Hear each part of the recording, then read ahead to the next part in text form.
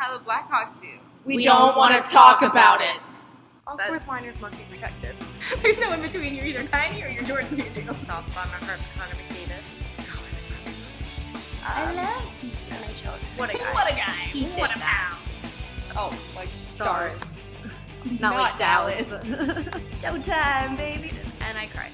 Great that the Hawks had a day off from the last time they played until Friday. That's awesome. How long was Wow. it? Like a 5-day break that they had? I wonder how they spent their Tuesday evening. I really don't know. Don't laugh. It's not funny. 4-0. 4-0. I wanted this to be one of those games where I could hashtag it was 4-0, but I couldn't because I love Corey Crawford. He's one of the most underrated goalies in my opinion, honestly. And maybe if I wasn't a Hawks fan, I wouldn't have this opinion. Corey Crawford wasn't elite last year, and yes, last year was not our best season. No, it was. You fucking lost the Sharks in the playoffs. I would have given my left tit to lose to the Sharks in playoffs. I would have. I am still bitter.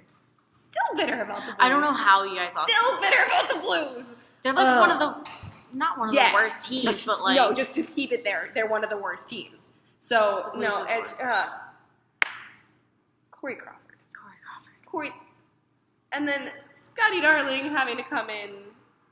Oh, that was so painful for me because That was painful for me, but like it wasn't against Crawford. it wasn't a Crawford goalie change. It wasn't a Crawford you're sucking. We're changing the goalie. It was a team step it up. It was a defense kick your ass kind of move. It was okay since they're not going to defend you.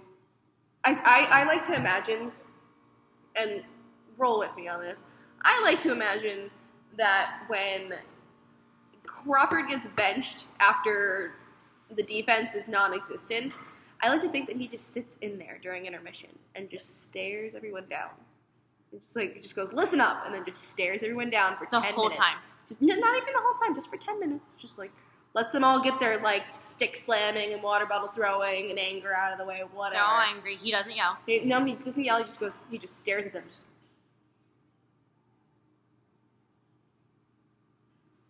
And then goes, okay, good talk, and walks out of the room. That's what I would love to happen. That is my headcanon right there, that Corey Crawford doesn't say shit. And he just... I feel like he's the epitome of a parent or a teacher saying, I'm not mad. I'm just disappointed. And that is me at this Hawks defense right now. Look at the turnovers, because, I love to torture myself. I love dying and being dead. I love dying and being dead. What? Their minutes or whatever. I didn't see that. Okay. 17 oh my God. giveaways. 17. And we led in takeaways. We had 13 takeaways. We were beat fine. them in shots on goal. Isn't that the fucking... Oh. When a team is leading in shots on goal, there's no reason why they shouldn't win. There's no reason why they shouldn't be winning. There's no reason that should happen. We didn't even get outshot that bad. It was 27-24, but still, granted... Okay, but we went 12-7 in the second period.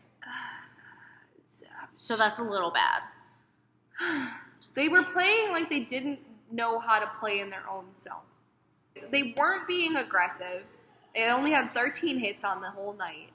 I don't know. I've seen them do 13 hits in one period. But that was also when Shawzy was there. And Shawzy did all 13 of those hits. I love him. We're not talking about Shawzy's tenure with the Hawks. I mean, their blocks are fine. Like, who was it that just laid down? Nick Hjalmarsson, man. Nick Hjalmarsson will lay down his life. And every time that he does, I just picture his wife just going, God damn it. There's one time last season in the playoffs where he took a bad one to the knee or something, and Alina, his wife, like, Snapchatted it or something and was like, I didn't like that. And then later she tweeted, she's like, he's fine. And I'm like, okay, good. Nick Hjalmarsson is Shane Gostisbehere. They're the same person. Oh, God, yeah. I really think they're the same. Okay, like, in the beginning-ish, like, maybe October, beginning of the actual season, Shane Gostisbehere fucking just throws his body down to keep it in his zone. And then gets back up because the puck is still in play, and then just goes right back down because it gets back into their zone. And I'm like, who else would do that? I'm sure y'all have seen that the Leafs got bag skated to all hell after their 7-0 loss, which I kind of got a little kick out of because it just reminded me of Miracle, and it reminded me of Miracle. And it was great. But I would love, especially because this is not how we start a circus trip, guys. This is not how we start 2 weeks on the road. This is not 7 games. This is not how we start circus 7 games in the very last circus trip. It's the last circus trip. Ever. And I mean, yes, that's all.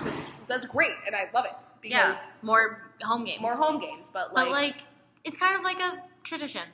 Yeah, you know, so in the last circus trip ever, you decide to do this. I just hope that this is the last time in the circus trip that this happens, because we can't. I hope this is the last time this season that this happens. Don't do Scotty dirty like that. Don't do Crawford dirty like that. Don't do any of our goalies dirty.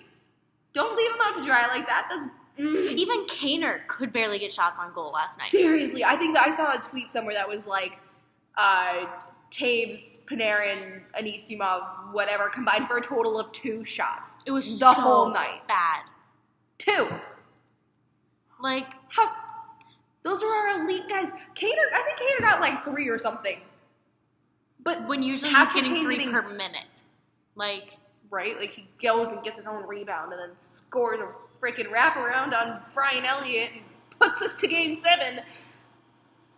Also, last night, we gotta talk about the ice during that game. Okay, yeah, no, and this is not just coming from I'm a Blackhawks fan. The ice was terrible. Wah. I'm not driving the ambulance here. I'm barely a Blackhawks fan. I can see it. It wasn't good. Guys were losing their edges. Guys were messing up plays that wouldn't even happen. The way that the puck was bouncing just didn't. And the thing is, there were some hits that were a little too hard because they couldn't stop themselves. Can we talk about Vinny Hinostroza? I forgot about Vinny Hinostroza. It was Morrissey. The little baby that got his first NHL goal on Corey Crawford in the first period of this game also slammed Vinny Hinostroza into the boards. And I wouldn't call it a charging. I would call it a boarding, but I wouldn't call it a charging. But he checks Vinny Hinostroza late. Hinostroza comes in, and he goes head first into the boards, and then and they showed him going back to the room, and he just looked cross-eyed. And honestly, he looked so out of it. I was surprised he was still conscious. Honestly, it wasn't, and it wasn't even he hit the board head on. He hit and then twisted his neck and then went down, which also don't break our babies. Because now don't break our babies. He at least has whiplash from that. At least. I'm calling it now. Dude's not going to get any supplemental because we already would have heard about it. It's going to be day-to-day. Somebody else who's day-to-day and could come back anytime during the circus trip, my one and only TBR. I love Trevor Van Riemsdyk. And even more good news for the Van Riemsdyk family. Van Riemsdyk! He got his second career hat trick last night. Which was really cool. I think Marner had a 4-point night Marner did. He have 2 assists? 2? Yeah, because he had assists. He had a goal in the first period. I do know he had a goal. Assist on the TBR first goal. I don't know. I didn't check the box on that. I didn't either. But James Van Riemsdyk. At least the Leafs did something right for once.